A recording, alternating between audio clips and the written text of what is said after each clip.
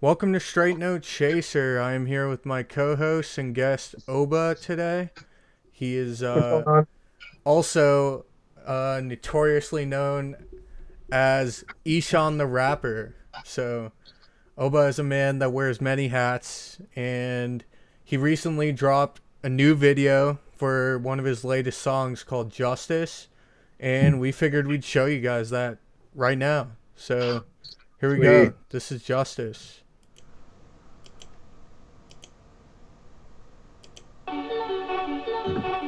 George Floyd repeatedly told the officers that he could not breathe after an officer knelt on his neck. Trayvon Martin looks like my brother and that pains me. George Floyd looks like my dad too. I like to think that if they put a knee up on my family's neck, I'd probably spaz. I bet you'd be mad too. And I say black lives matter, you say all lives. Judging from the way you treat a nigga that been all lives. He told them if they loot, you should shoot all your residents. And then you ask me why the fuck I say he not my president. They told me they need Ishan. I told them I need. Alright, so that was just the first 30 seconds of the song, but it is a very good song. I highly recommend anyone listening listens to the full thing. It's very deep. Thank you. Appreciate that. Yeah, of course. All right, so yeah, we're gonna start off then with a little interview. We're gonna ask you a little bit about the new song and just about your music endeavors in general, and also about your career and your work with Dana Farber. So as a start, Justice. Wow, that video and that song actually is amazing.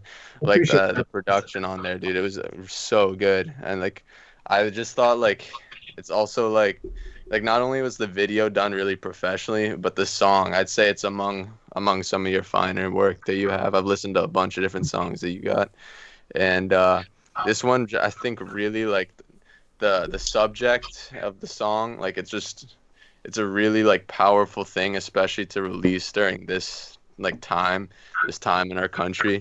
So if you want to elaborate a little bit more about like your inspiration behind the song and kind of the message behind the song and why you decided to release it now.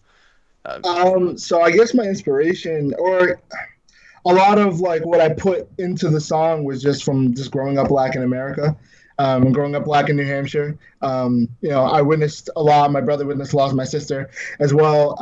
So I've kind of I've just dealt with a lot pertaining to my race throughout my entire life. So songs like that it comes pretty easy, unfortunately. And I put a lot of stuff like that in my songs all the time. Where I released a song a couple months ago where I had said, I'm sick of how these people control us. That's a raw statement. Get another nigga in power, none of these Caucasians. I'm sick of how these people control us. Yeah, so like I talk about it a lot, and it's just right now I released a song because of what's been going on in America in regards to the Black Lives Matter movement and things that happened with Elijah McClain, George Floyd, Breonna Taylor, and the list goes on. So yeah, we were in a really just tense moment, and just being a young adult black man, I was just really angry.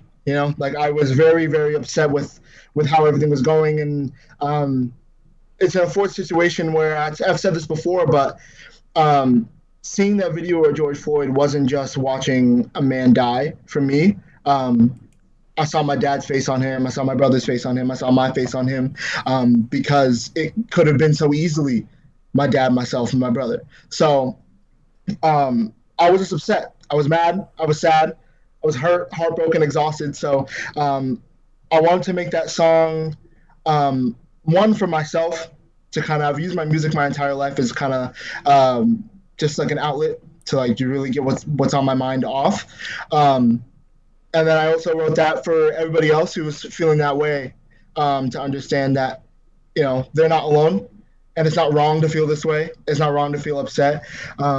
So I put a lot into that song. Actually, that's the second version of that song. I had one version where it's an entirely different beat, same lyrics, but and I wasn't happy with it. I wanted to really, really like show through the beat, through the production, through the mixing, through my lyrics, what what I was feeling. So yeah, that song definitely means a lot to me, and I did put a lot of effort into it throughout the entire production of it. I mean, you can tell just from the intro, like it's very well done. Like, Thank you. it's just where'd you find the camera equipment and stuff for that actually? So that's all Caesar. Caesar is the guy who did my video. He is Okay. crazy with the camera. He's amazing with it. Like he had so I had posted snippets of it on my Instagram story, my Snapchat story, and we've been friends since freshman year of college, but he texted me and he was like, "Yo, let's do a music video of that song." And I was like, "Sweet, man, let's do it." So we just figured it out right away. We started talking, we started storyboarding, figuring out we actually filmed 3 separate days for that video. And we have over 12 hours of footage for that video. We went crazy with it. So that video, pretty much all of it was from that third day. We could have, with all the clips that we have, we could have made 2 other videos with the same song.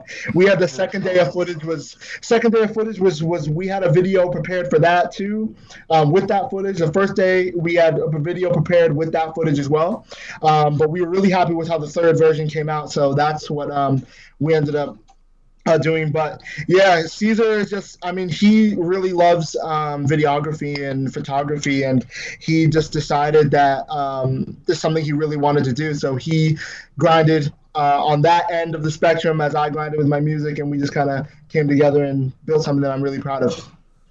Yeah, I actually wanted to ask a question because I feel like you mentioned music being your outlet, and it was kind of like it took me back because I was thinking of the fact that like you have an ability, especially with your popularity at Suffolk, to really be like a ambassador for the Black community and maybe uplift voices that wouldn't be able to be heard otherwise. And I was thinking, like, is this song seen as maybe a tribute to the events that have happened so they're not forgotten and that other people can speak up in the community? Yeah. I think wholeheartedly that anybody, including myself, using your voice kind of incentivizes others and might motivates others to use theirs as well, because it's simple as them knowing that they can. You know, if I do and I use my voice and they can, and that was, and I like using my music also as something to look back on as well. You know, like some from the first music I made, I can listen to the first song I ever recorded and know like what I was feeling that day and what was going on that day and what was going on that time. So this is an unfortunate situation where I'm going to look back on this and get all those feelings of what was going on. But hopefully when I do look back and say a year or two, things are a lot better. So I do use my music as many things, you know, to inspire others, as a kind of like a time capsule almost, but also just like I said, an outlet. I think so. Being my entire life, kind of, I was like that person. I wanted to be there for everybody, and I think it got to a point where I was so focused on being there for anybody, I forgot that somebody kind of needs to be there for me as well. So I got to the point where so many people were venting to me, and I loved it because I was able to help people that I wasn't venting to people, and that's kind of that's the type of person I've been. You know, I don't like venting always. I used to be really against it. I used to not say what was on my mind. So that's where music came from me, because I was able to just speak, right? I didn't need like a physical person there. I could just my microphone and just say what was going on. And that's a huge thing too, because I've talked to a couple people and they were like, you know, we've been friends for a couple years and I didn't even know this about you. I had to listen to your music, and I kind of like that. I'm at the point where I'm not afraid to talk to anybody anymore. Kind of like vent. I used to not be that way, but I'm okay with venting now. But I do really like, kind of like, if you want to really, really get to know me, you have to understand this side of me as a musician and listen to that music and really understand what I go through. I feel like that's the best way to understand a person is through their art sometimes. So, yeah. Yeah, so what I was going to say is that's what, it's like a really, like, having music and having art as like an outlet to express yourself is like a really powerful way to kind of let people know what you're feeling, what you're thinking, and your kind of outlook on life. That's one thing I really like about Justice, is it's not only it doesn't only reflect like the news and the current climate going on in this country, but it's something that means something to you personally. So it's like you get the story that people see on the news, but then you get to hear it from your perspective, someone who's actually affected by these issues. So I was just gonna ask, kind of, what is if you want, for the listeners, like, because clearly there's a powerful message behind the song. So I was just wanted you to elaborate a little bit on people, especially those who can't really relate to the same experiences you had growing up. What's the kind of message that you'd like them to get from listening to a song like Justice? I just, for the privileged person, or for the person who doesn't really get to relate to what myself, well, how I feel, or how a black person feels, it's just understand, or use this as a way to learn and to understand what your neighbor is going through. I think I heard this from a Killer Mike interview, but he had said that the average white child is kind of robbed in their education because they're kind of taught through their entire life of history that, only white people did these things, only Americans did these things, and they didn't get the chance to kind of appreciate what other people did and what their neighbor did. And because of that, they're not able to empathize or understand the life that somebody else may have. And I think that's what I really want people to use Justice as, to understand what else is going on in your country and how other people feel. And that it's not wrong to not relate to these things. It's not wrong to accept that you have white privilege, that white privilege exists. It's not wrong. It's not racist to accept that white privilege exists. It's a matter of what you do with that privilege is where it may be complacent or not. But I really want people to use Justice to understand a little glimpse of what it's like to be black in America and to witness these things and how we feel about it. Because like I said about when I saw the video, I know a lot of other people aren't able to feel that way. A lot of other people aren't able to see their father's face on this man because there's no similarities there. And that's all I want people to use Justice for, is just to really understand our perspective, or my perspective, and understand this is rather common around people who look like me. Yeah. No, it's you put it in a really good way, in that, like, it's okay to be yourself. Like, when we talk about privilege, we're not talking about taking things away. We're talking about that, like, coming up as a minority in certain places, especially in a lot of places in America, like, there are just certain things we have to deal with to get over hurdles in a different way, And exactly. That's kind of like, I feel like, what Justice is getting at. Yeah, exactly. Like that's my own, like, I feel like a lot of people, when a lot of white people, when people of color say that their white privilege exists or they have white privilege, they kind of feel attacked, and they feel kind of victimized by saying, like, by understanding that way, and they feel that, like, by accepting the fact they have white privilege, that it's a racist thing, and it's really not. Only thing that we mean when we say that you have white privilege is that life may be hard, but the thing that's not making your life any harder is the color of your skin. It's like and for people who aren't white, their skin color plays a factor in how hard their life may be. It not be the entire factor, but it's one of them. I mean, in more tangible terms, it's probably easier for you to make connections because your name is easier to approach, right? I think the other thing is like a blissful ignorance, because if you can live in a community that never addresses disparities amongst races, then you're never going to really learn and try and give advantages to people who in the past haven't been really given opportunity to make something of themselves. And kind of recognizing where you're coming from is like just being able to see everyone, in a fair way, and being able to grant people opportunities and try and make a difference in their life. I think that's, like, for me, like, the problem with white privilege is people not recognizing in their communities ways that they can make differences, or just ignoring the fact that there's any disparities to begin with. Yeah, exactly. kind of plays into that saying where like, oh, I don't see color. Yeah. Yeah, Is that- that's not true. To see color. We don't. We want you to see color. Yeah, right. We Because you want want you to understand to make a what difference. comes with those certain colors that you see. Yeah, Don't act true. like every color goes to the same thing, because unfortunately they don't. So close your eyes and act like everything is how you think it is. Really look at it. I think And understand. a The lot other of thing this. I wanted to mention is actually the way we treat Black history in America, to me, is fundamentally flawed, because we act like there's just this one period where there was slavery and then it just like closed chapter, and we don't teach full Yes. Black history throughout America.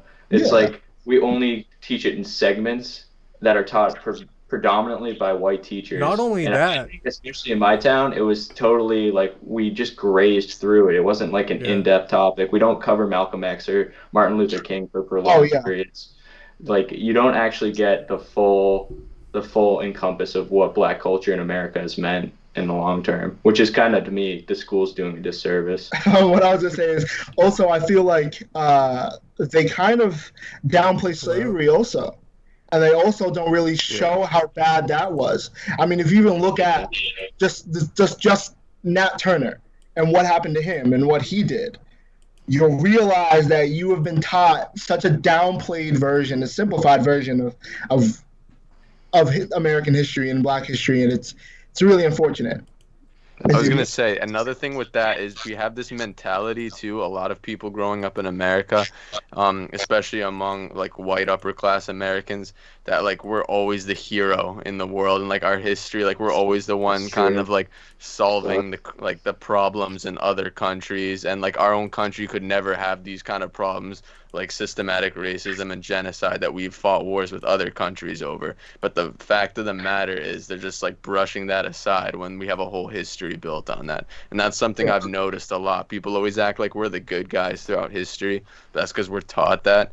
Like there's plenty of so many problems that the United States has that like are like that are also found in like that, like basically the same enemies we were fighting over, like we've done the same kind of things, like the soldiers, for example, who fought in World War II and then they came back, and or during like the Cold War, and they came back and then they couldn't even like be treated as equal citizens like the African American soldiers. They came fighting these so-called dictatorships. I mean, they were dictatorships, but then they got treated like not equal citizens, less than equals when they came back. Exactly. Absolutely. Sorry about that, but what I was getting at is the American education system, and like we come from a relatively good system in Londonderry, New Hampshire, and like I even asked my teacher this, like we learn such small pockets of history. Why is that? Like we don't learn about the advances that entire civilizations made before us, right? And then and then when we get to modern times, we learn about the revolution like 3 times, and we have a longer lesson in AP European history about a bunch of inbred monarchs than we do about like civil rights in America. Like it makes no sense. At the Habsburgs. Yeah. I spent like a entire semester of my high school career learning about a bunch of inbred monarchs, like literally. Like, True. To me, that's sad though, because I think What? what Alex was talking about too is we only learn from a domestic perspective. I think Americans are some of the most globally uneducated people on the planet. For sure. We don't realize that there's like a whole world outside of America. It's like the world ends at our borders for some reason. And I think that's a huge failure of the education system. Plus, There a are- lot of most Americans don't even like. A lot of them probably Your audio's name messed where a up. lot of Yeah, your audio sucks balls, man. Anyway, I think Oba had something to say. I on it. agree with that. With the whole like they don't believe that like the entire world exists outside of America. Like, yeah. It's a so I'm problem. Nigerian.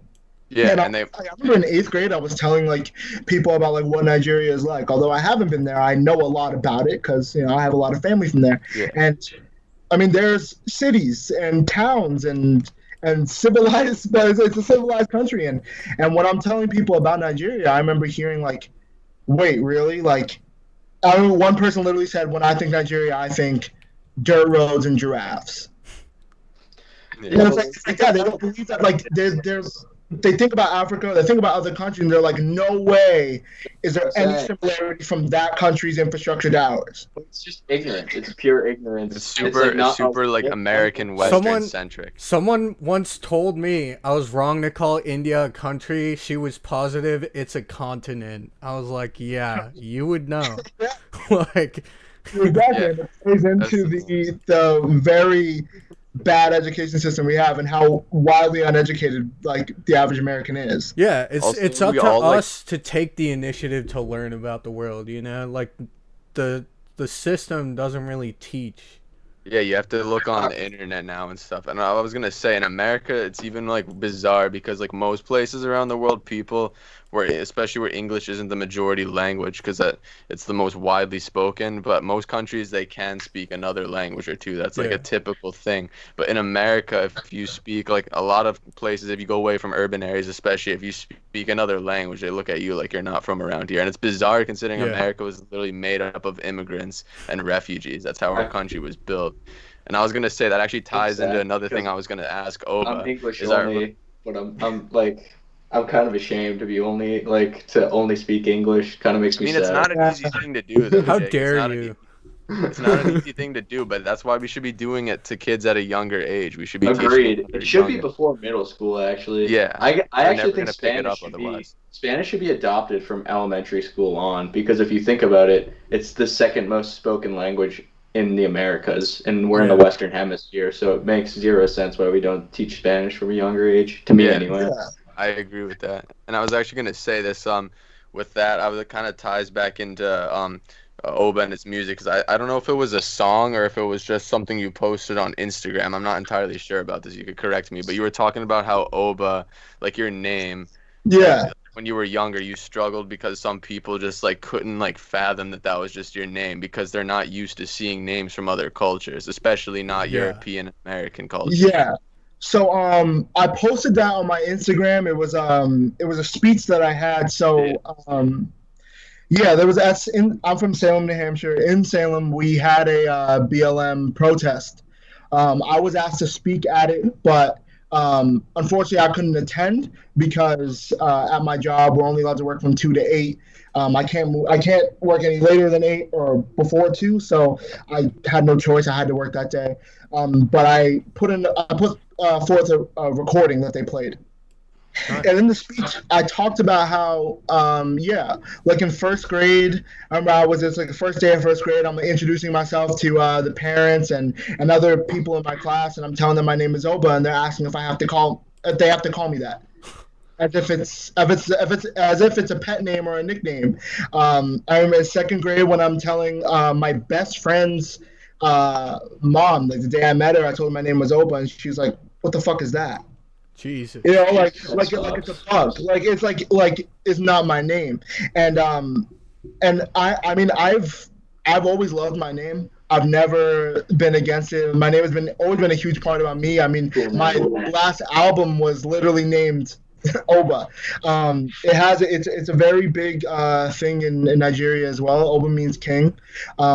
So Oba is it's a common name, but it holds a lot of power within it. And a lot of parents really, really especially in Nigeria, they really, really like think for months and months and months of what they're gonna name their child and like why, right? And my parents named me Oba, and that's been like, not only is it a name, but it's also like a level of like expectance I'm held to. Like with this name, I need to be that. You know what I mean? Like everything that I do, I need to be the best at it. I need to hold myself up with high integrity, not only for myself, but for my name and for my last name. And it's been very disrespected my entire life. Through parents, through kids that I was introducing myself to, but I've never let it really get to me because my name means a lot to me. But you do see a lot of disrespect that goes towards foreign names. I mean, there's a professor at Suffolk, I don't know the name. My girlfriend had them as a professor, and they said that when they're going through tests and when they're going through quizzes, people with foreign-sounding names get graded harder. Jesus. Right. Really? And the same thing with that. I mean, I think somebody wanted to speak about this, but like, I mean, with resumes, if I apply to a job and I have an identical resume, Yeah. and one's Yeah. name is Jacob and one's is Oba, and they're identical resumes, Jacob is statistically proven to get the job before I would, or to be considered at a higher level than I would. Yeah. Yeah. That you're So- talking about it was the Freakonomics study. That's where they first even like conceptualized this thought that like, does this actually affect job hiring? And Yeah. you know, that's just something like, it's something to get educated on. It plays into that privilege. I had a professor, we're very close, like I know him, and he used to be like the head of internships at Suffolk.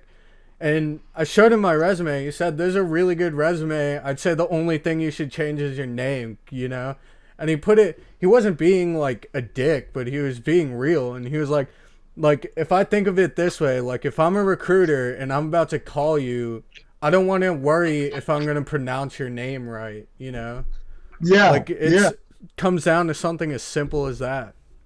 Yeah, I know. There's a lot of people from other countries, when they do come to America, they do use their American names. Yeah. I know there's certain countries where when they're born, as they go through the school system, they have an American name ready. Yeah.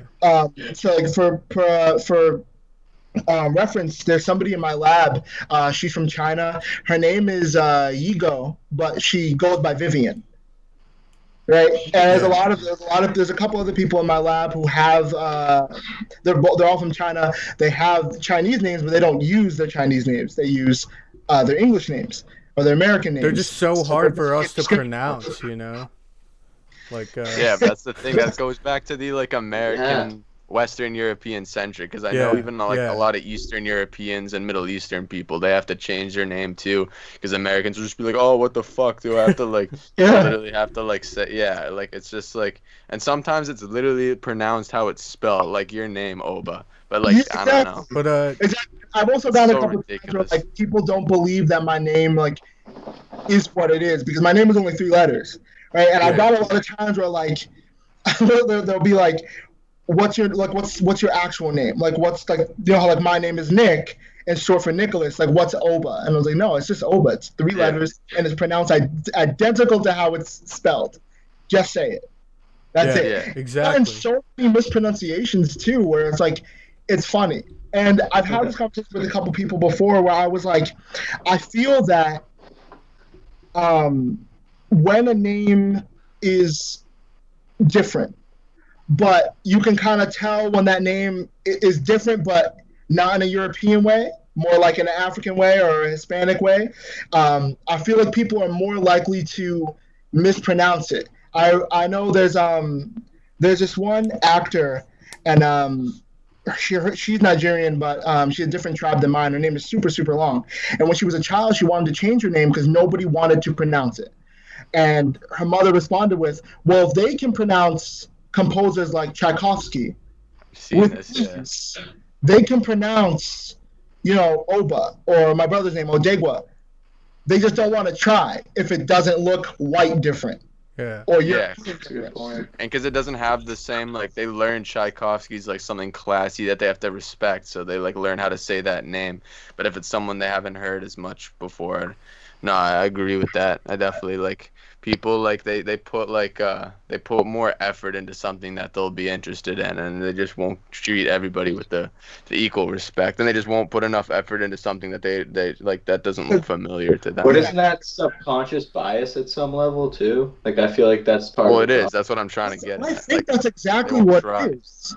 Yeah. Like, I know, like in Nigeria, we have 3 tribes. We have Igbo, which is spelled Igbo, right? Yeah. If you know anything about Nigerian, you know that GB is just pronounced just B, right? And it's IBO at that point. It sounds like Igbo. It looks like Igbo. But the amount of times, or my name, Oba, OBA, the amount of times I've seen the mispronunciation of those words, but last names like Tchaikovsky spelled or pronounced easy. Yeah. I feel like it's exactly what it is. It's just subconscious bias. I don't think that you look at a name like Oba and you're like, you know what, I'm going to fuck that up, or I don't care if I fuck that up.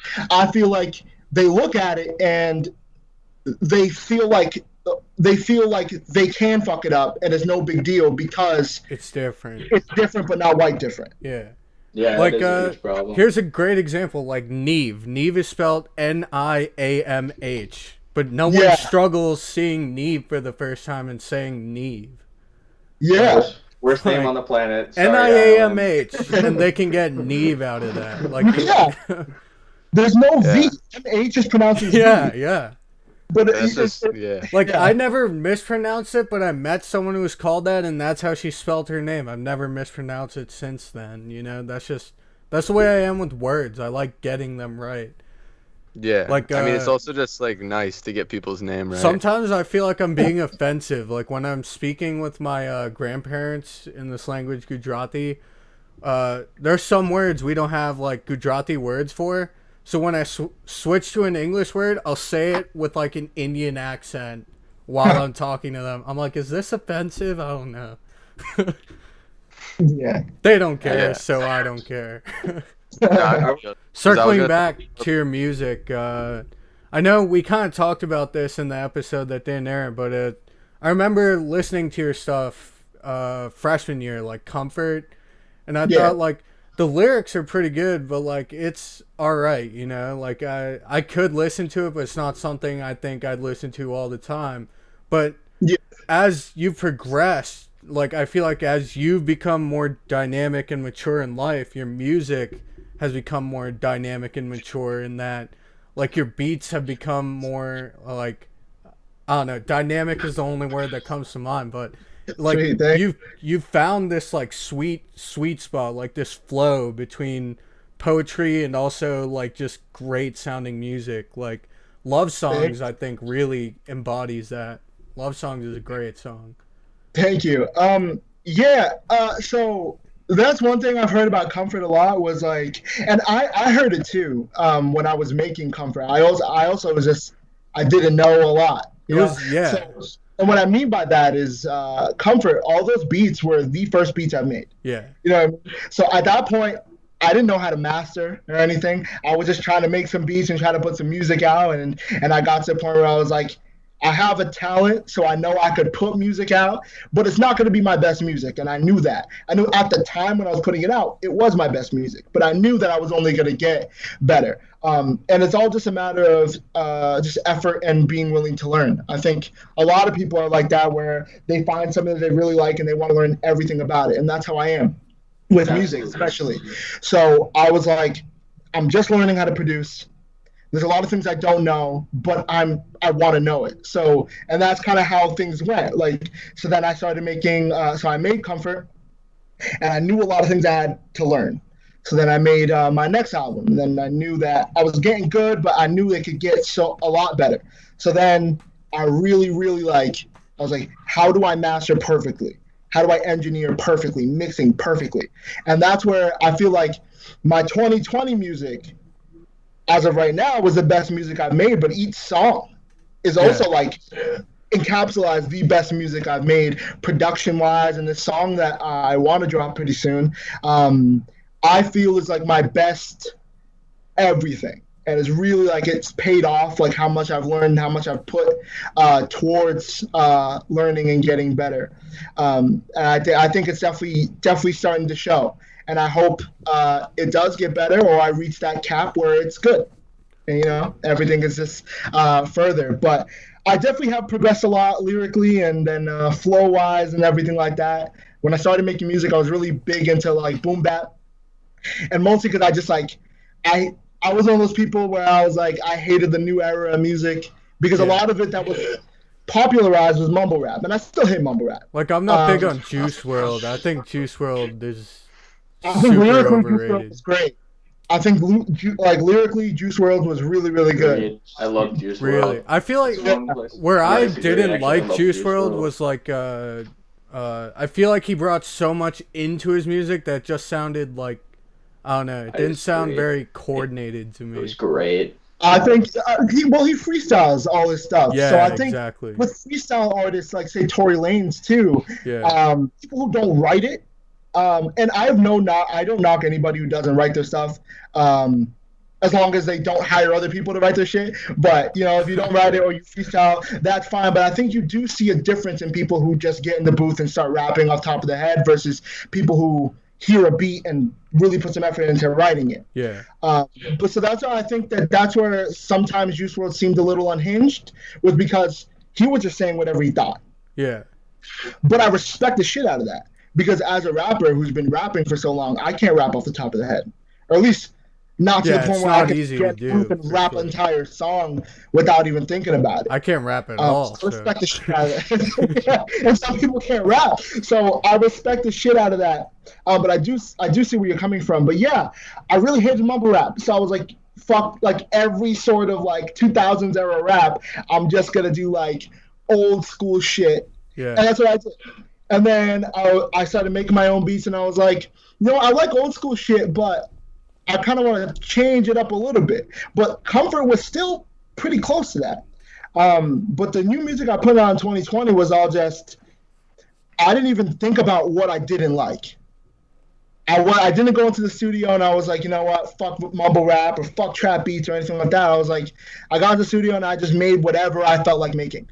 Yeah. And I wrote whatever I felt like writing, and I just tried to have fun. And I've loved every second of the music I've made in 2020 and all the time I've spent making this music. And I think, like you said, it does really show my progression. And I appreciate that comment, because I was hoping it went, at least somebody could see it. Yeah, it's noticeable, man. It really is. I was also going to say, like, you said you were on the trajectory from Comfort, and then you started to change your style, and in 2020 you said was the best you've made, and I would agree. It also kind of relates to the podcast, too, because when we started this out, we had a few episodes that were duds because, like, we had audio issues, and they pejoratively fell on my lap because they were all my fault for the most part. And I feel like I should take the fall for that. But as we've made more, we've gotten better and better at it. And I respect that you've grinded and you've perfected your craft as well. And I was just going to ask, too, about the lyrical process. So when you get into the studio, do you already have your lyrics mostly made up? Like, is there any on-the-spot changes you make? Or is there, like, a constant learning you do, like, at home researching what you want to write about? 90% of the time, I don't have lyrics like made up. Okay. So I make my own beats. So I kind of make a beat first, and then from there I kind of just like feel what the vibe is. I mean, a lot of times I'm just coming up with lyrics in my head. So I do have a lot of like notes on my phone where like I've written down just like a 4-bar whatever that I was thinking of while I was driving or something. But very rarely do I go into the studio with the song already made up. And I've tried it before, and usually it just doesn't work, because somebody who's like sample based, right? Because I'm not writing the main riff myself. Usually the sample is your main riff. You could come in with the song already written, but then you make the beat with the sample, and your lyrics just don't match the vibe of the beat that you made.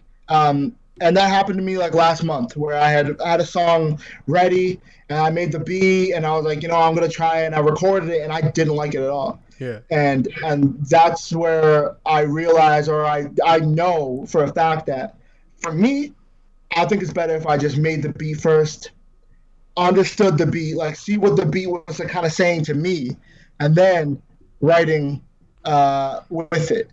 And I've had a lot of fun doing that, and I really do enjoy doing that. Yeah. So yeah.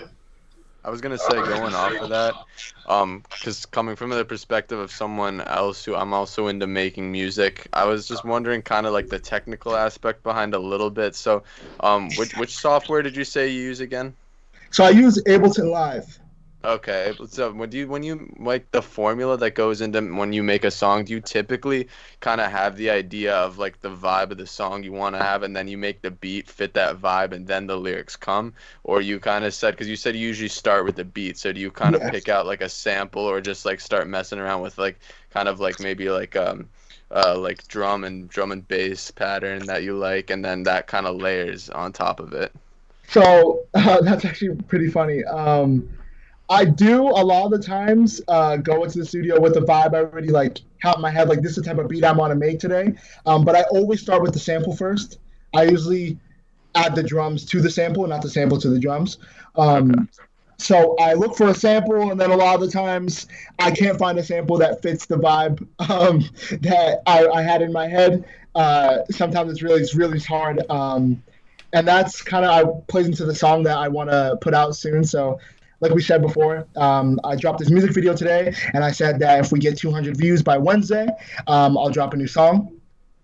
And when I was making that song, I had like been looking for samples for like 4 days, because there was a beat I wanted to make, there was a vibe that I really wanted, and I couldn't find samples. So for the second time in my like music career, I said, fuck it, and I took out my piano and I went on my like VST and I pulled out a random bell and I just started writing a riff myself. So this new song and this new beat has no samples, and that helped me because that I was actually able to get the vibe that I wanted. Yeah. But usually I try to go in without a vibe, and I just look for a sample that kind of speaks to me, because through experience, usually when I come in for a vibe and I'm looking for samples, I get pissed off. I get disappointed. So I try not to, because be really open-minded and just look for like a perfect sample that's like, I hear a loop and I'm like, oh fuck, I need to do that. Yeah. So that's interesting. Speaking of evolution and progress and working hard to get where we want, you're currently working at Dana Farber, and we'd like to talk about that a little if you feel comfortable. So what's probably the most interesting thing you've worked on there so far? So I can kind of start from the beginning. I started off as an internship. I got an internship. It's called the CURE program. It's a Dana Farber Harvard Cancer Center program, and I got accepted into it. It was crazy. When they asked me what I wanted to do, I said cancer biology, and they fortunately put me into the lab of my dreams, which is not cancer biology, because I didn't want to do that. I wanted to do genetic engineering and immunology. And I got put into an immunology lab. Damn. And it was so great for me because that's what I wanted to do. And my PI, the man who runs my lab, he's could be looked at as like pretty much the father of immunology. He discovered the CD4 and the CD8 T cell, which is, for anybody who's listening who knows anything about HIV or AIDS, HIV, the virus, only attacks the CD4 T cell. So if he didn't discover that, we wouldn't really know as much about HIV as we do. So I got put into a prestigious lab, and I got on with my mentor, who he was doing this project, which is to this day the most important or the most exciting project I've ever done, where we were looking at T cell subsets and the certain interleukin called IL-23, and we realized that if we knock out IL-23 on the T cell, that the mice we were working with no longer get cancer. So this is like the genetic breakdown of a T cell, like even smaller than a T cell. No, it's kind of the things that bind to the surface of the T cell. So okay. What he realized before I got there was that when a tumor infiltrates the body, or when a tumor forms in the body, there are two types of tumors. They can be a hot tumor or a cold tumor. Hot tumors, they are tumors that the body is aware of. Like the T cells, your immune system recognizes it as a tumor and wants to do something about it. Yeah. So we have certain T cells called T regulators, and what they do is they regulate an immune response. And what that hot tumor does, smart, it recruits the regulator T cell, and it says, hey, the body knows I'm here, but I want you to regulate the immune response to not kill me. And we realized that in those tumor-recruited T cells, IL-23 increases. So we were like, why does IL-23 increase just by being recruited by a tumor? So we're like, let's knock it out. We knocked it out, and our mice aren't getting cancer anymore. Wow. So, and that's we tried with skin cancer, colon cancer, and pancreatic cancer. And not getting. We had a very bad skin cancer that forms like these tumors that ulcerize almost immediately, and they weren't getting cancer. And when they did, we gave them 50 times the dosage of cells. So with mice, they don't get cancer like humans. In a way, with mice, you can actually inject them with cancer cells and they'll form a tumor, which is why we work on mice and rats. Yeah. And we injected them with 50 times the recommended amount of cancer cells because we were at the point where like they weren't getting cancer at all, and we need to understand what's going on in these tumors. And yeah, we give them 50. We give them 10 million cancer cells, and they got cancer and beat it in 7 days.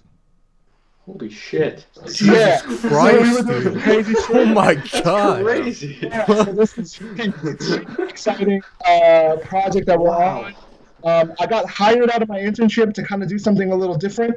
What I do is called genotyping. So unfortunately, I haven't been able to work on that project with him since like last December. Damn. It's made a little bit of progress on it, but he wrote the paper. And the paper is hopefully to get published in a pretty high up journal, and my name's on it. So that's gonna be my first publication before I apply to my PhD. So that's gonna be really cool. But yeah, that's a super interesting project. I'm on another one. It's an Alzheimer's project. Before this, we kind of didn't realize our immune system's connection to Alzheimer's.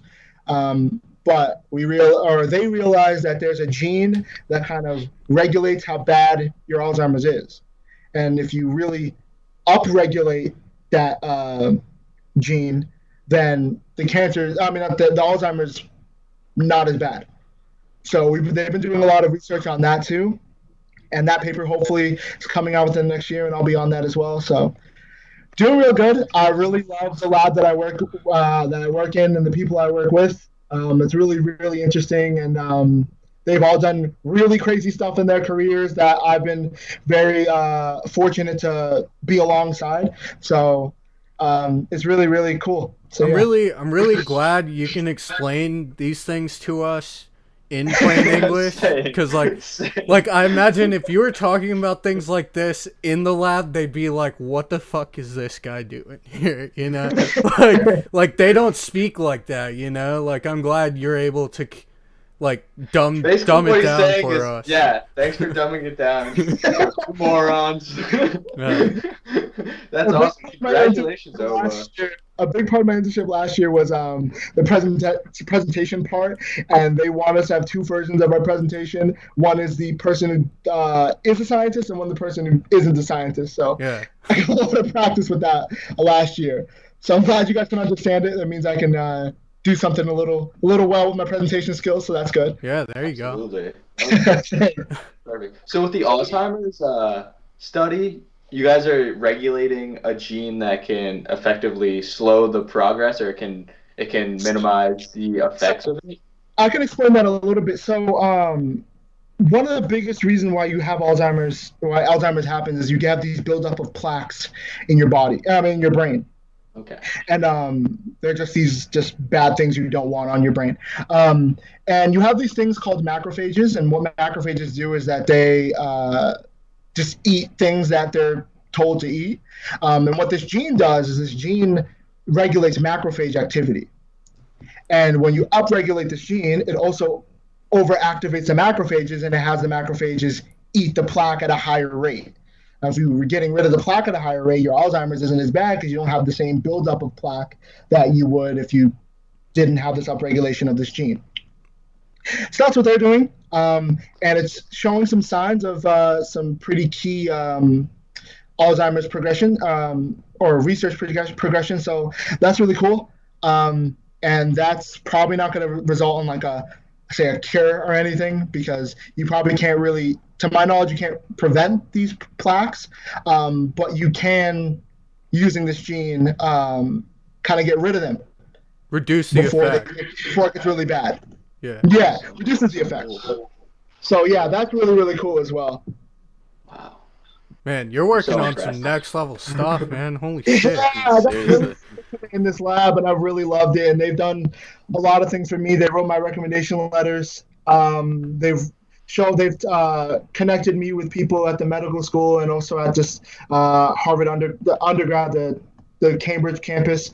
So I've been able to get. I've had some connections at MIT, at the Reagan Institute now.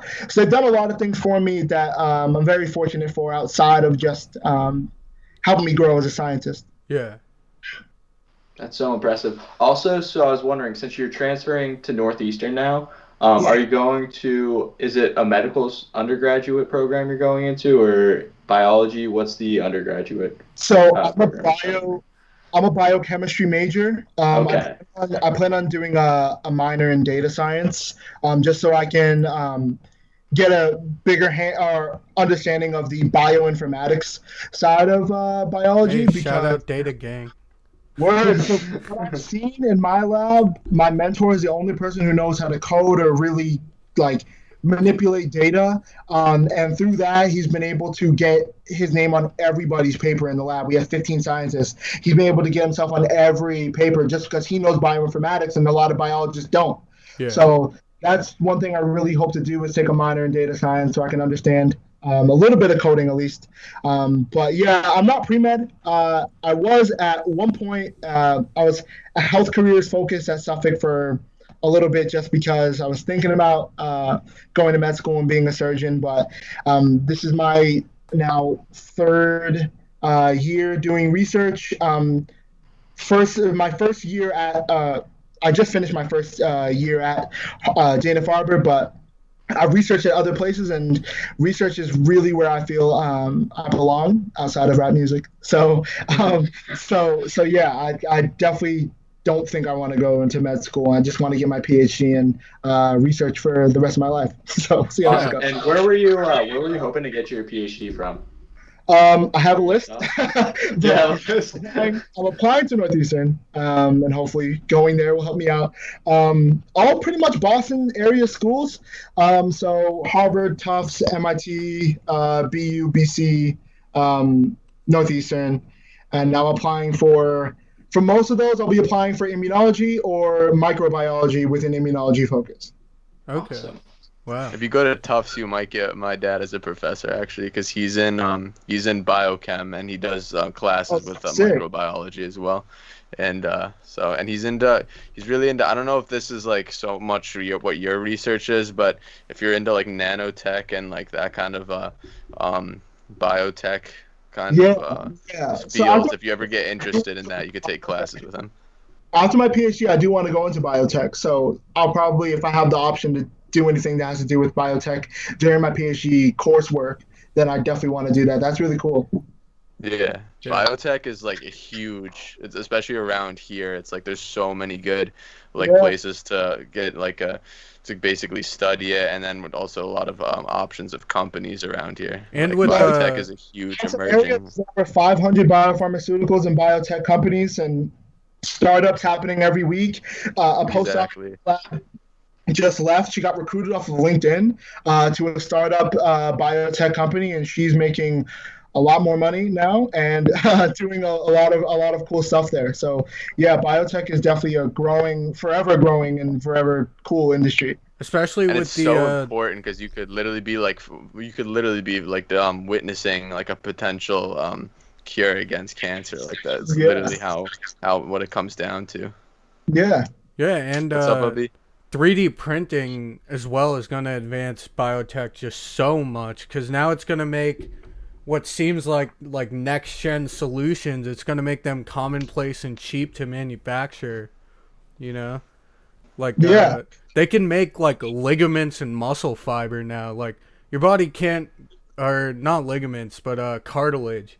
Well, ligaments too, but like your body you can't grow cartilage once you lose it, you know? So like, just in terms of like quality of life, like now 3D printing is going to have a huge impact on biotech and just overall biology overall.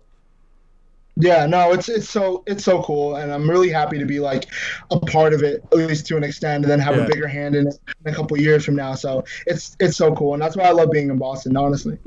Yeah, Boston's a cool place. We're excited. We should definitely have you on too in the future and hear these updates on the career path. I'm so excited. Yeah, man. Congrats, but you're doing really well. Yeah, man. We're very happy for you. Yeah, man, I'm super excited. Definitely in the next couple of years, I'd love to be back and like let you guys know how everything is going.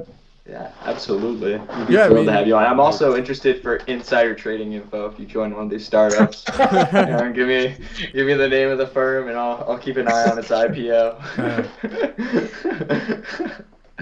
That's funny. if you ever end up near the Yaki Center, I know we're gonna be near there, like not too far off.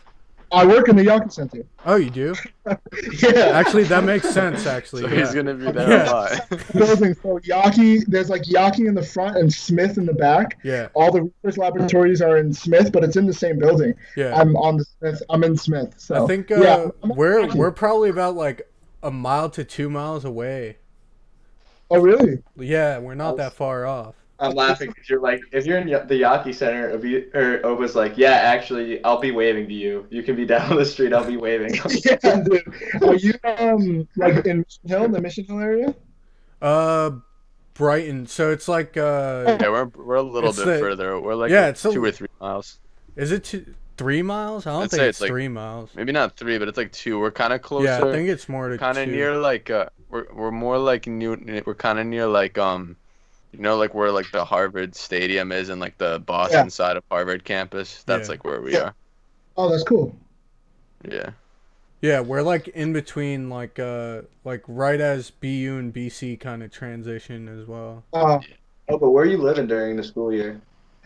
so I got a place in Malden. I'm right across from Malden Center. Have any of you been to Bodeborg, or do you know where that is? Yeah. No. It's on my rock. So Okay. I'm right Oh, in really? that. Yeah, I'm right in that area. It's a really, really nice area. I'm bringing my car. Yeah, I'm living with my girlfriend throughout the year. She graduated from Suffolk last year, so she's moving up into the real world, and we're sharing a place, and I'm really excited. Damn, Moving- Oba. You're Yeah, you're on the grind in every fucking section of your life, man. Just like moving to everything. week, man. and I'm super excited. Absolutely. That's awesome. Thanks, man. All right, we got in other news. Joe Biden has selected Kamala Harris as his vice presidential candidate. As we all know, she is a senator from California. She was a former presidential candidate. She endorsed Biden towards the ends of the primaries when everyone kind of congregated around either Biden or Bernie. I do like the choice. I think it's very important that we have someone who's a lot younger than the former people who are in the race. It's also good that she's a woman of color, and she might be able to mobilize sections of the voting bloc that might not be easily mobilized by 3 white dudes.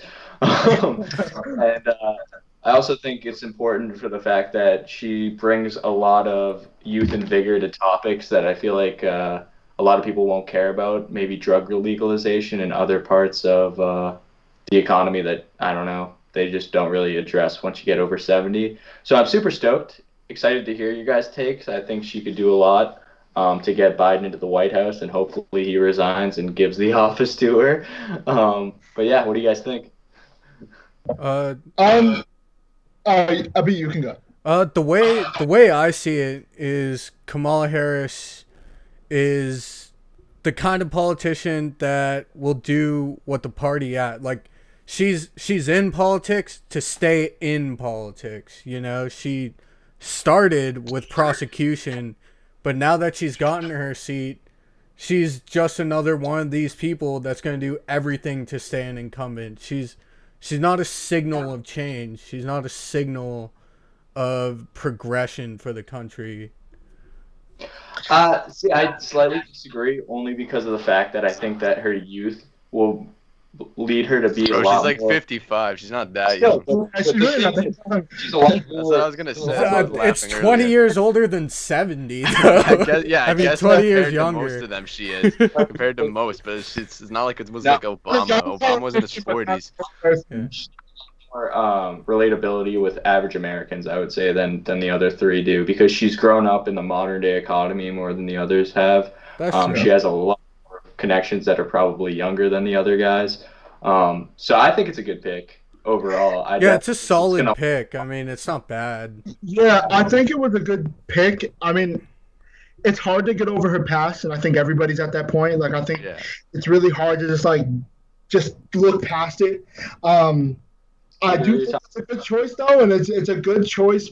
Like in regards to who else he was considering too. So, I mean, I think they can do some things, but I'm right now. I'm just really focused on just getting them into office and just getting. Yeah. Yeah, that's kind of my biggest focus. I don't think they're going to be the best in history, but I do think they're going to be better than who we have, and I think that's enough. Yeah, I think, right. yeah, and I think as we move forward, we can hopefully get it right. The issue for me here is that no matter which side wins this one, government spending's only going to go up. There's no one talking about reducing cost, and that's something this country really needs to start doing, but it's just not happening for some reason. To me, it's like this. All right, you have like a fort in the woods that has no utilities, or you have this house. Is it perfect? No. Is it kind of small? Does it have everything you need? Maybe not. But is it going to be more functional than the structure in the woods with your toilet that's behind the tree over there? Yeah, it's going to be more functional. Yeah. It's kind of just you sell it as like is it gonna be the greatest thing that ever raised America? No, but is it gonna lead to a more functional economy with more people working and people actually caring about each other more and uniting Americans? Yeah. I think that'll be important. A cultural unity. Shift. I'm hoping they bring a cultural unity. Agreed. That's the biggest. Yeah, I definitely hope. I don't know if we can promise. I think it's very hard to do here just because think of how diverse life in America really is. Like, what's it called? Like, even between white people, you got like people who believe to their core that they're Irish and Italian and everything. People don't identify themselves as American unless we travel. When we're here and we ask, like, unlike other places, like you ask someone in Britain and they're like Indian, they'll say they're British though, Yeah. So we don't have that cultural unity as a country yet. It's like if we're in like Italy and they're like, "Oh, what are you?" We say we're American. But like if we're in America, I think I see what you're saying. Yeah. We're like and we don't identify as Americans, which is part of the problem. The thing that helped me realize this actually, so like my 12-year-old cousin, like I was always the type to say, "Oh, I'm Indian" and stuff when people ask, but like my 12-year-old cousin, he like my aunt was telling me a story of his that someone asked him like, "Oh, like where are you from?" And he's like, "I'm American," and like, why don't we say that? We're all Americans here. We should feel something for that, I don't. It's weird. We don't. True. It's just. I think it's like I don't think it's like a non-American pride thing. I just do think that like it's I think a lot of us know that our blood kind of just like lies somewhere else, and like for me, like, and for a lot of people who like, I was born here, my parents weren't, so like I kind of wasn't.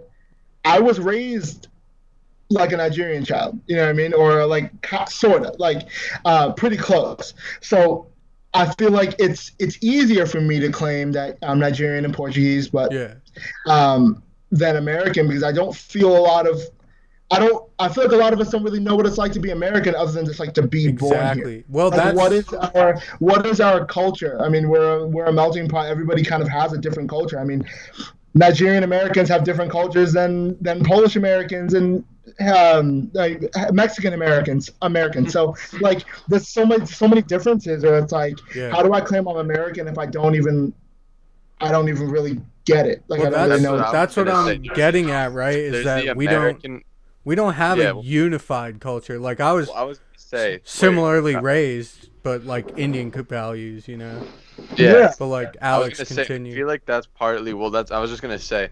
Well, I agree with both you guys on that. I feel like that's partly why, American, it's not really like an ethnicity or culture. Really, it's more of like It's a free for all. It's a free for all. Is what it is. yeah, it's like there is culture, right? But it's like influence from other people. You Yeah. know what I mean? Yeah. Like you're Nigerian American and Portuguese American. Abby's Indian American. Like I'm German and Scandinavian on my dad's side, Polish on my mom's side. Like we have these. Like I feel American because I was born in America. I grew up in Boston and I love Boston. I feel like that's my home. But like I think it's important that we don't lose these cultural aspects that we have that make us kind of unique, because I think culture and like your traditions and to a degree are like a very important thing to keep going in your life. Well, I'm not saying it's wrong. Assimilate, I know, but that's what I'm saying. I feel like there's a lot of people who are like, you have to like do it like the American way. But it's just like, what is the American way? The like, same like, person that says that is like, oh, I'm diversity. Italian. Like, oh yeah, sure. That's bro. the other thing too. Like- When people are anti-immigration, I'll never get it for the life of me, because America at its core is all immigrants. It's the youngest. Because- If you're not Native American, Well, you're that's an what I'm saying. immigrant. Like, Well, that's we're pretty much all immigrants from another continent in America, is what I'm trying to say for the most part. I mean, except for the Native Americans who actually have rightful claims here, but even then, there's not that many Native Americans left. Yeah, there's about 5.5 million for that fully identified in America. So I'm saying we're a country of immigrants. Exactly. This is why it's so hard for me to claim I'm American, is because I'm a product of immigrants, as many other people are. Where I feel like if you go to Poland or India or Nigeria, you're going to hear a bunch of people saying I'm Indian or Polish or Nigerian because they're not in a country of immigrants. They're from Nigeria. Yeah, they're from that country.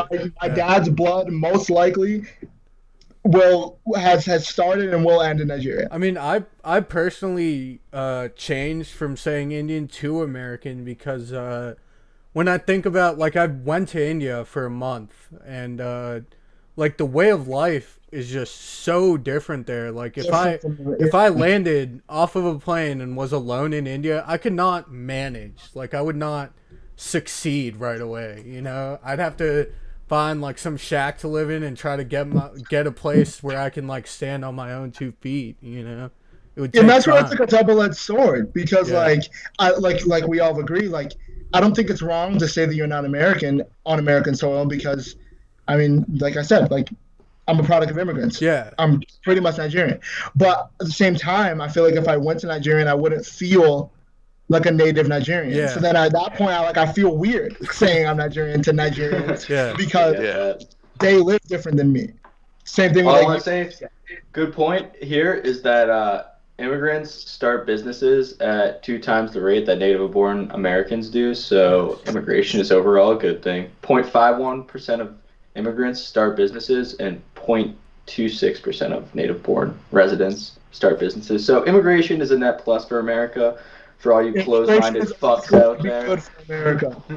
Also, immigration has always been a good thing. It will be a good thing for America. the biggest blow the minds with propaganda stats. bullshit you hear in this country is that you're losing jobs because of immigration. No, you're fucking not. You're losing jobs because of corporations. Corporations Technology. do this thing. They do this thing called merging, and when Technology. corporations merge, they cut thousands of jobs. It's that simple. Corporations cut jobs. They don't create. And they automate you with a computer. I mean, I'm not saying I hate corporations. I'm just saying when you say, like, immigration is why we're losing jobs, that is incorrect. That's not a fact. Yay, 2024. Well, if immigration was an issue and they were stealing our jobs, why is it that when so many Mexican farmers were deported in Texas, we had a farming shortage in Texas? Yeah. So, like, they're not stealing your job. They're doing the job that you don't want to do. Yeah. Those things, right when they were deported, they would have been filled up. Not only that, some of them are making businesses that employ you. Like, Yeah. Exactly. Big companies, they'll literally merge and then they'll move a lot of their jobs overseas because people there are willing to work for they less outsource wages. and cut.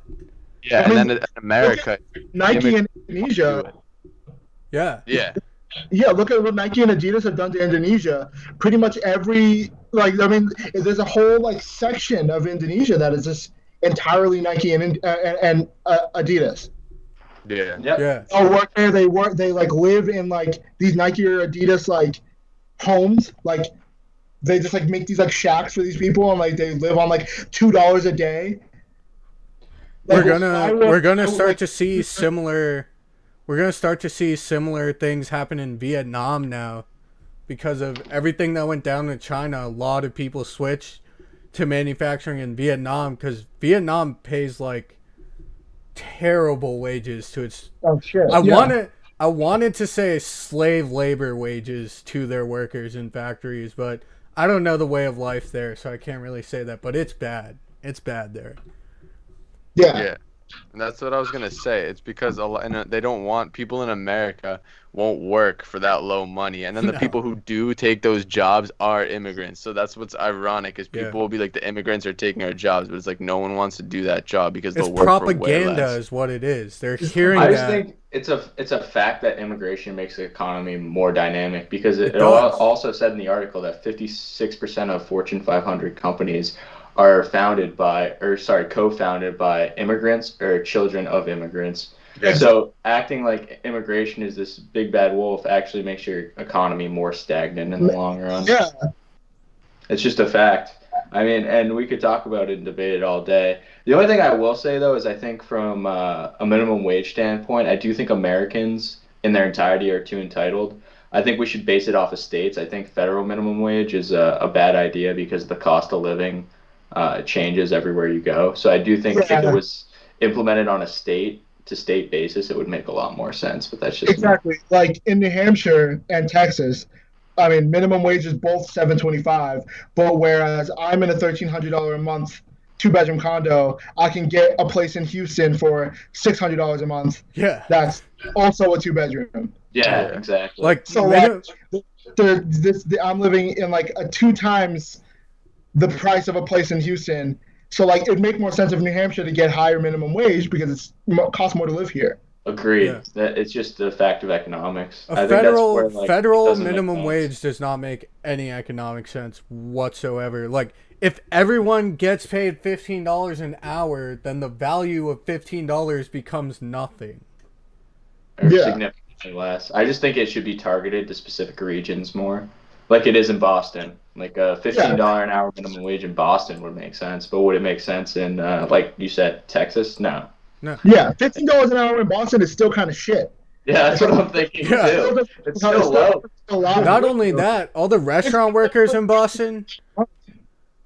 What's that? What'd you say?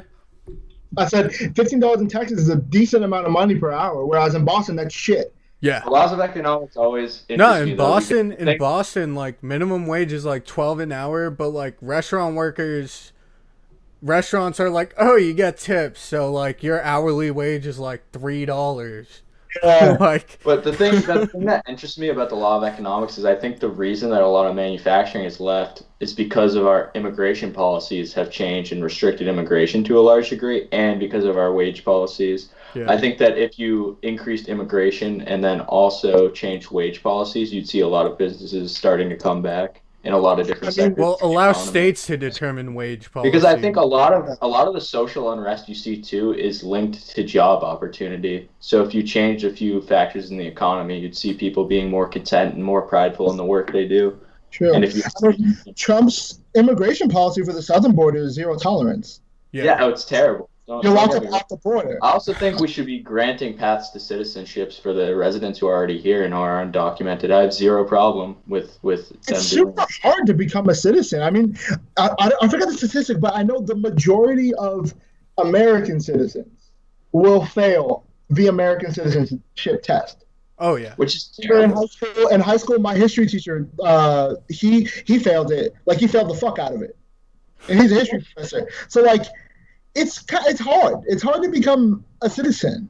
You work for this country. You work trying to make a better life for yourself, and you can't get citizenship. How does that make any sense? You're trying to allow people to citizenship 20 years after you apply for it. It's like, what the fuck? Yeah, no, I agree. I hate our citizenship policies. I think we need to change it broadly. We're losing brain capital, which is I think this is probably Trump's most dangerous policies that he's trying to keep students, smart, intelligent people who want to learn here. He's trying to keep them from building lives here. That's the other That doesn't thing. make sense. You're really smart students who are going to our prestigious institutions are here on visas, and then you're sending them back to their countries to start businesses there instead of domestically here where they can get away with like low taxes and shit. That's what I'm saying. So, and you're taking away job opportunities from your local populations, from really smart capital that's going to go back home and give their populations that same advantage. Yeah. Our immigration policy makes no sense. Doesn't make It's sense. trash. Yeah. For lack of a better word, yes. Yeah. All right. That's it for my topic. Stock picks of the week. Stock picks of the week. Sure. I messed that up. Sorry, stock picks. We're cutting out of the week. Just stock picks. Oh, stock picks? No, let's call it weekly stock picks and then lessons of the week. I honestly, I have established my portfolio. I'm not really actively looking too much here lately. There is one that's kind of interesting to me. It's called Harmonic. It's a company based out of China, specializing in 5G deployment. So I mentioned Ericsson, I think, way earlier, like episode 3 or something. Ericsson is they're a much bigger 5G deployment company. Ericsson is much more well-known and globally spread, but who knows? Maybe this Harmonic place could go somewhere in the next 10 years. We'll see. All right, so I'm going to go with NIO. It is a Chinese electric car company. They have been compared to Tesla. They're currently trading at $14.05, no dividend at the moment. I like it because of the innovation in EVs at the moment. And I think Tesla does need a competitor that's outside of their marketplace. They are trying to emerge into the American and European markets too, NIO. Right now they're predominantly in Asia. But they're trading at $14.05. So if they do sustain any growth and have high earnings per share, which is looking like they will this quarter, I think it's a good long-term investment. I see it as a good growth opportunity. They're up from like $3 in March to $14.05 right now. So I definitely consider NIO. NIO is the ticker. I got a good one, actually, which I think it is. Oh, hell yeah. Yeah, I mean, I texted you the other month about getting into it again, and I definitely have. Yeah, where? West Pharmaceutical Services. Okay. They're currently trading at steep, but 268. But from March, they went from 128 to 268 as of today. So Damn. yeah, they've grown a lot. What did they announce, a medication or something? I think they probably just got. So they do injectable drugs and healthcare products. So they probably got into the vaccine race we're currently in. So they've definitely grown a lot. I mean, over $100 since March. So doing real well. Good stock. Yeah, that sounds really interesting. Actually, I tend to avoid pharma stocks, but I'm definitely gonna check that one out. Yeah, they're going crazy. So now it's time for us to move on to lessons of the week, or are we just saying lessons now? No, we're gonna do lessons of the week. We're gonna just Lessons call of the week, stock picks. weekly. Why are we stocks, done with of the weekly. week for Weekly. stocks? Because just stock picks. Stock Okay, picks. from stock now on. picks. All right. Fine. Yeah, I don't want 2 of the weeks. All right. Weekly stock picks. 2 of the weeks is too many. God damn it. All right. So who wants to kick it off with their lesson of the week? Oh, my lesson of the week is always learn, because I built a PC this week. I know Abu's probably mad at me because I was supposed to build it with him. We were supposed to build it together, this grody bastard. But I got so amped and I was like so hyper focused. It took me a day and a half to build. Nah, that's fair. I'm not even that mad. I watched a few videos. Honestly, a lot of it's learning on the spot. I put it all together myself, and it was like super gratifying to like have it all done and see this beast of a metal piece that smells like new electronics. It smells like a factory floor, if I had to say. Yeah, an electronics factory is what it smells like. I walk into my room and I'm like, plastic and electrical wiring. Anyway, I got Windows uploaded on it. It took me forever. I had to like write code into a terminal on my MacBook to code the driver. It's like a little USB driver to get the right files on it that were coded correctly. So it's all set up now. All I need now is this little Wi-Fi card that plugs into my motherboard so I can have Wi-Fi instead of an Ethernet cable. Because in my apartment, I doubt I'm going to be able to run a 50-foot Wi-Fi or Ethernet cord. It's going to be a little extra. So that's what I'm looking forward to. And yeah, it just always keep learning. Look on YouTube for videos that will help you be a little bit more handy. That's pretty much it. I got one, I think. Okay. I guess I'd say you